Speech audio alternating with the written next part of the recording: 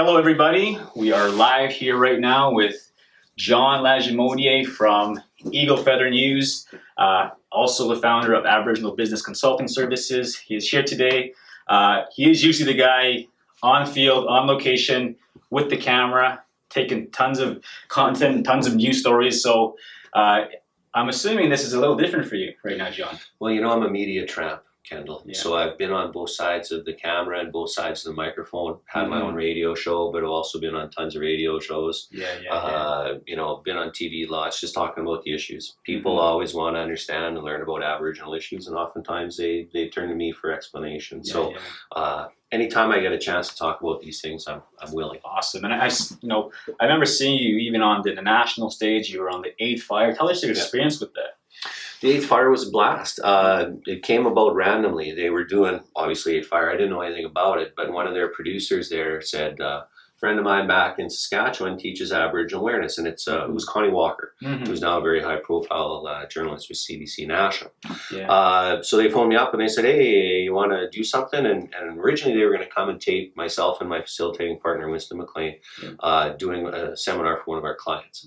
But then our clients thought, CBC, it could, you know, what if our guys are asking tough questions? They don't want to reflect. Right. So what CBC did is they went and randomly grabbed like 30 people. Some guys from a parking lot, some guys from this, and they brought them together. And I gave them 2 hours on the seminar. They filmed it, they edited it wonderfully, and it came out as a beautiful piece. I was watching that, and I was like, man, you changed the lives of some people who had preconceived ideas from when they were kids, from whoever raised them, and you changed them within an hour. Yeah. How does that happen all the time? Yeah. Wow. Yeah, it's Canadians are starved for facts around the Aboriginal community. Yes.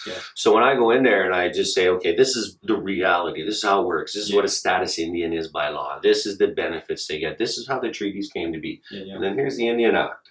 So families had to live under this. And then they took the kids in the residential schools. And people are like, well, how come I never got that, right? And the thing is, the Canadian government did a damn good job of educating us the way they wanted it, right? So if you look at history textbooks, all the references, or 80% of references to Aboriginal people are negative.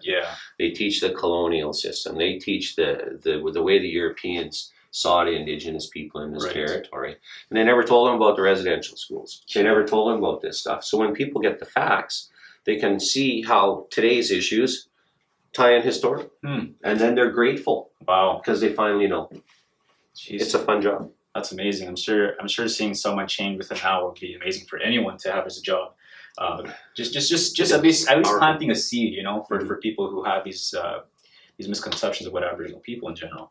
Let's go back to your entrepreneurial journey, John. How did you become the man, the Eagle Feather News, the Aboriginal Consulting Services guy that you are today?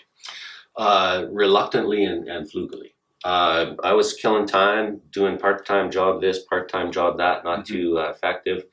And a friend of my wife's from university came and said, hey, we got a marketing need here. We're going to teach Aboriginal awareness. But we don't know how to make a brochure. We need to reach out to some companies. Can you help us? And my wife is a marketing degree. So she said, hey, if you're doing Aboriginal awareness, my husband's a Métis, he might be able to help. We met, we started talking. They needed a Métis facilitator. And we started working on putting some content together. At the time, they were in front of SaskTel pitching the business. And next thing you know, within a couple months, SaskTel agrees to hire us to teach Aboriginal awareness to hundreds, if not into the thousands of their employees. Wow. So we scored a big contract with quite lucrative too. So we started building that up. And then at the same time, while we were thinking, well, there's only so much we can do with Aboriginal awareness, some guy walked into our office and he's like, hey, I just broke up with my partner and I make a newspaper. I need some help making a newspaper. And I said, well, okay, we can sell ads for you. So we did. But then come time to print the paper and whatnot, the guy didn't have any money. He didn't have any resources. We had to change the name from what it was. And we were like, what do we call it? And a woman in our office was wearing a jacket with an eagle feather on the sleeve. And someone said, well, how about Eagle Feather News? Wow. Boom. That was it. Wow. That's the story. There it is, Eagle Feather News. Eagle Feather News, that's how it began. Wow. And then, next 3 issues, this guy owned the paper, but then he never had money. We wound up taking the paper over from him because we absorbed a bunch of costs. Yeah. And then it turns out he had to leave because he was stealing from us. And then my one partner quit because we weren't making enough money, and he had he had kids. And then my other partner, within about 7 months, I found out had some mental health issues around attacking our employees and creating issues with our clients. So we wound up splitting up. It was unhealthy. I used to feel sick going into my office, Kendal, because this is my business partner. Wow. And then within about, I quit all my jobs in March of '98 to do the paper and consulting full time. Mm-hmm. By October, my partners were gone. I was on my own. I had about 8 employees that we couldn't afford to keep, and a business plan that was weak and fractured. Wow. Cleaned up, cut house, changed everything, hunkered down, Yeah. and then 2 years later we started turning a profit. Wow. So for anyone, I guess, who might be having unhealthy partners in your business, anyone who might be having a hard time even starting a business, what kind of advice can you give to the people out there right now who might be sitting on the fence right now? Know your partners. Get it on paper. Be very clear about your relationship, responsibilities, who gets what pay. If you're on your own, fine, that's great, right? You can write your own checks, you can do your own things. But if you're in a partnership, know who you're in business with. And if you're friends, be prepared to not be friends after, right? Because it gets down to money, and it gets down to time. And you have to be legit about that. So I always say clarity and communication is the key if you're going to have a business relationship. Nice. So anyone who's turning into our Facebook Live right now, feel free to ask some questions, because in about a few more minutes, I'm going to come back and answer the questions. And John here, the expert, the man, will be able to answer your questions. So just type them in the comments below, and we will answer them for you here today. John, you want us to share with us one of the most breakthrough stories that you had with one of your clients that maybe just you thought you couldn't change, but all of a sudden, hour, a day, maybe a week later, something miraculous happened? So, one of our clients, like one of our organizations we work with, it's never, we can get some people in an hour or a day, but to turn or change an organization takes time and investment. Just like when we talk with companies about creating a relationship with the Aboriginal community, you don't just put up a sign and say, hey, Aboriginals, come on down, right? You have to build relationship, and it's about communicating. So one of our first big clients was after SaskTel was Saskatoon Credit Union. 50,000 members, 180 employees, but they had no, they had a couple Aboriginal people working there. They were just starting an Aboriginal strategy, but very white, right? But well-meaning and wanting to do the right thing. So we did all their Aboriginal awareness training. Then we had to go and do more. I went to each branch after because they were very reluctant. We had quite a bit of pushback, more so than many of our other clients that you might be like miners and stuff. Right. These people were difficult. But you know what? Once we cracked in there and we started getting more champions, then they asked me to run to be on their board. Oh, wow. And next thing you know, I'm on the board of directors of a $700 million corporation. And we're implementing and creating an Aboriginal strategy as we go. And eventually that led to, several years later, creating a First Nations district, first one in Canada. Built a non-reserve credit union that we launched in Cowessess as part of the district council structure. Now we have 2 First Nations people on the board of directors of Affinity Credit Union. It's merged with 2 other partners already. So Saskatoon became First Sask, which became Affinity Credit Union. They got a $6 billion book of business in there. They have a strong Aboriginal strategy. They have 12 member bands that are in the First Nations district. So when I look back and when we did awareness training in 2000 and the difficulties we had, but then the persistence from the organization and the buy-in, and then 7 years later, they're leading Aboriginal bankers in Saskatchewan. So it's not something that happens overnight, but it took us 10, 12, 13 years, and now they're leading the way in Aboriginal banking in Saskatchewan. That's amazing. Wow. And how big is your organization? Like when you first started, obviously after you cleaned house, how have you adapted to, your employees and people you've done business with, and how have you been able to sustain that as you've grown? The consulting always subsidized the paper, right? And then the paper was always labor intensive. You need sales staff, admin, writers. So in 2005, we were breaking even on the paper and not making a whole lot of money, but 2005 with the internet, it allowed me to change. And so we shut our office. So we got rid of our overhead. We got rid of payroll taxes. We got rid of coffee and paper usage and like little things that add up, right? And I moved home, and my employee at the time moved home, and the person who was doing the layout retired out to BC. But because of the internet, we could all be connected all the time. We could send files by internet. We could upload our paper. We could send pictures. And that was all different from when we started in 98, when we used to wait for ads to come in camera ready through courier. Now it's all right there. So we use that technology to be able to afford still running the paper, work from home, which has benefits, right? Especially when you have young children. Absolutely. And we made it work. So what kind of advice do you have to any viewer out there who might be thinking, I need an office, I need a store, I need to have all these things, I need a trailer, I need, you can start at home. You can. You have to control, number one thing, if you're a young entrepreneur or an early entrepreneur, you can be old too like me, you have to control your costs. Yes. And if you can control your costs and bring in more than you're putting out, you're going to make it. So, I talked to one young woman that I was mentoring down in Regina. She was a student that I met a couple times, and then we were put together after the boombox, and she wanted to open up a hair studio. I said, okay, what's the cost of opening up a hair studio? Did all the math. And I says, how much are you going to have to bring in every day, week, month to afford that? And at the time they were looking for a house. I says, why not just think maybe an extra 10 grand on your house and get a studio in your house and get a sink and a chair there. And then you can do it after work. You can have a day job and build up your clientele here. And that's what they did. And they were so eternally grateful, because if they would have made that jump into buying a salon and entering into a long-term lease and not having a book of business to fill it up, they would have failed early. And that's one of the things entrepreneurs have to be very careful of. Yes. So watching your overhead costs makes or breaks your businesses all the time. Absolutely. It's probably the number one thing that breaks most businesses out there right now. Oh, totally. Yeah, I was shelling out so much in overhead, and when we moved home, it was a relief, because we could actually pay ourselves a little bit more and be just as efficient. Right? And that was the thing. Tell us your biggest obstacle that you had to overcome in terms of overhead, where you're like, I don't know if I'm going to be able to make it in the next 2, 3, whatever, how many months, right? Because I'm sure every entrepreneur goes through that. I've been through that so many times. Tell us your experience with that.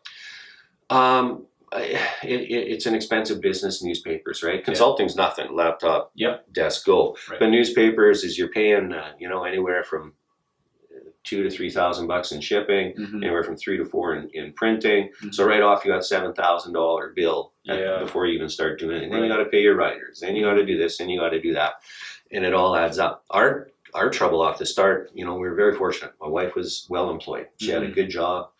We could almost live entirely off that, which was so necessary. But it was cash flow, right? Our business is very risky. No bank wanted to lend money to a guy who's making a little Aboriginal newspaper, because they saw the carcasses of all the past Aboriginal papers out there. And then consulting, it's not like I have widgets that I can sell and have any sort of equity. We're selling concepts and ideas and this. So our trouble was getting cash flow. And actually Affinity, back then Saskatoon Credit Union, gave us a line of credit based on, they saw we had cash flow issues, but it was because we needed that. Instead of being 3 months behind, we needed to be 3 months ahead. Then we could handle it and not fight. So they gave us a line of credit that allowed us to breathe a bit and brought some of that stress down. After that, control my costs. I got a few more questions for you, John, before I let you go today. Tell us, you're like a news reporter. You're everywhere. You're all over the place, all over Canada. Tell us your most interesting news story you've had to cover, whether it been in a life-threatening situation, whether it been in a celebration time. What is the most exciting and interesting story that you had to be on the field and cover? Holy smokes! There's so many and so many people. It's not so much about the events or life-threatening, and being the monthly paper, and we've only really gone hard in the journalism in the last 3 years because of the website, right? We have to keep it full. And before that, I was writing features, and it was more about meeting the people. It's you meet the prime ministers, and you meet the actors, and you meet the people that do amazing things. So it kind of blends into a myriad of experiences, Mhm. not just one. You know, it's not like I'm in Q8 dodging Scud missiles or anything like that. But sometimes we wade into issues and we got, you know, we've been slapped around, we've made mistakes, but we've also covered issues that got us banned by the Métis Nation or had our advertising contracts canceled by the FSIN or, Wow. you know, well, think about Métis elections in the 2000s, Right. There was 3 crooked ones in a row and we Yeah. covered them and people weren't happy about. A lot of people were happy, but a lot of other people weren't happy. Yeah. And with the FSIN, we had to cover the First Nations University of Canada scandal or interruption, whatever happened there.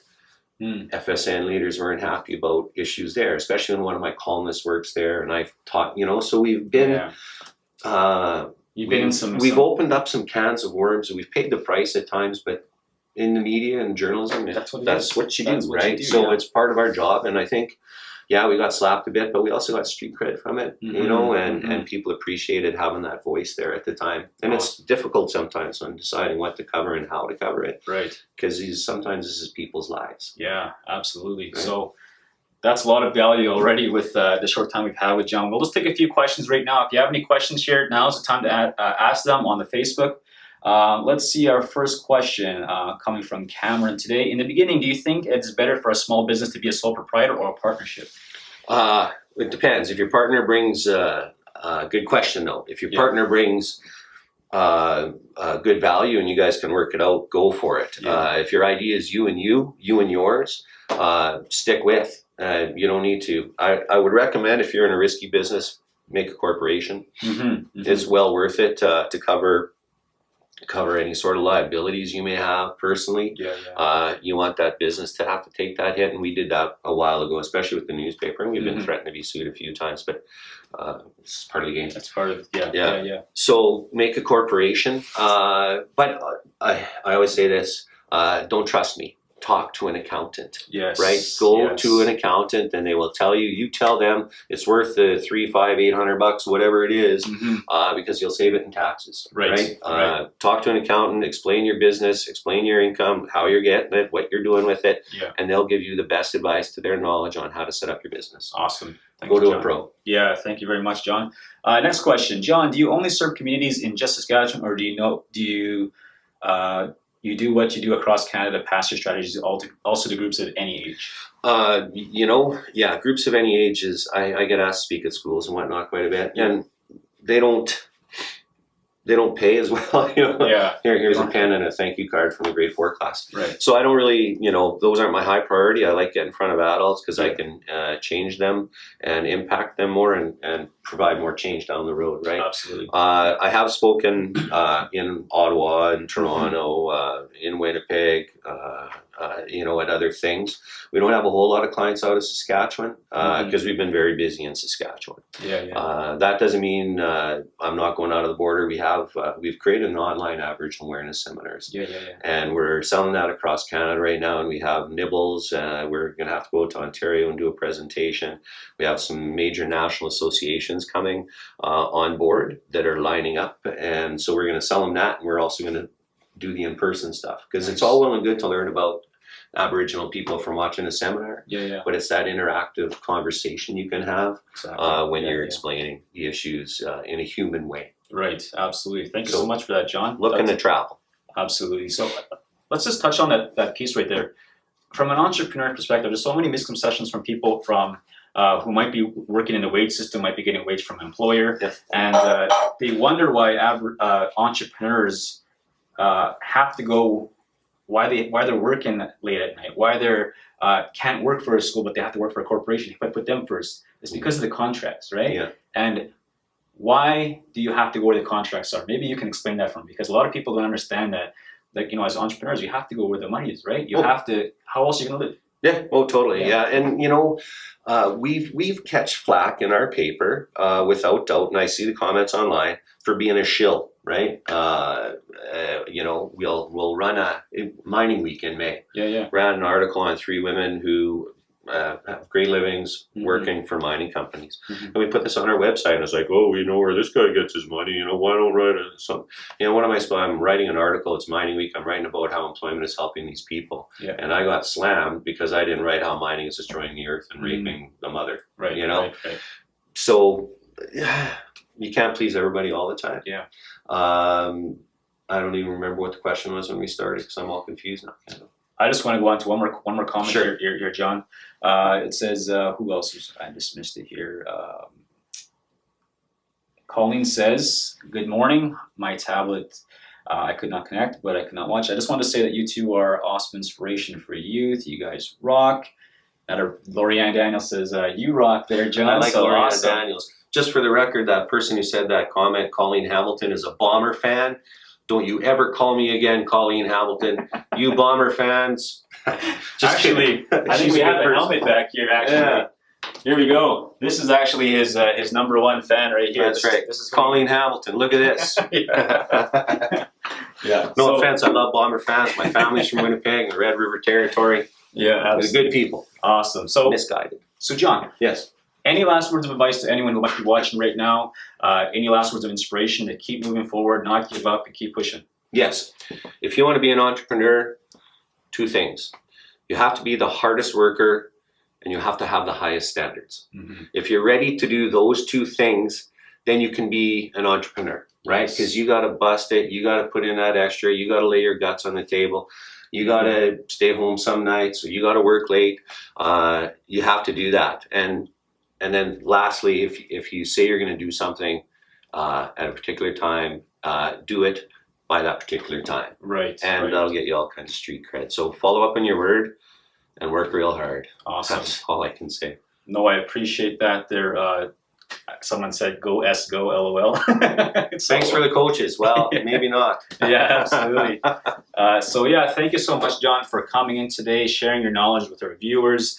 We're really just trying to inspire other entrepreneurs, other young professionals to go after whatever makes you happy, whatever your passion is. Try to find a way to create value and help other people through your passion. You can create a business out of it, right? And John's a prime example, and he's been a role model to me. When I first started, he was already going, and he made time for me to give value to me as a young entrepreneur. So when you be able to achieve what it is that you want to achieve, give value to other people, help other people, pay it forward, because you never know who you're going to inspire.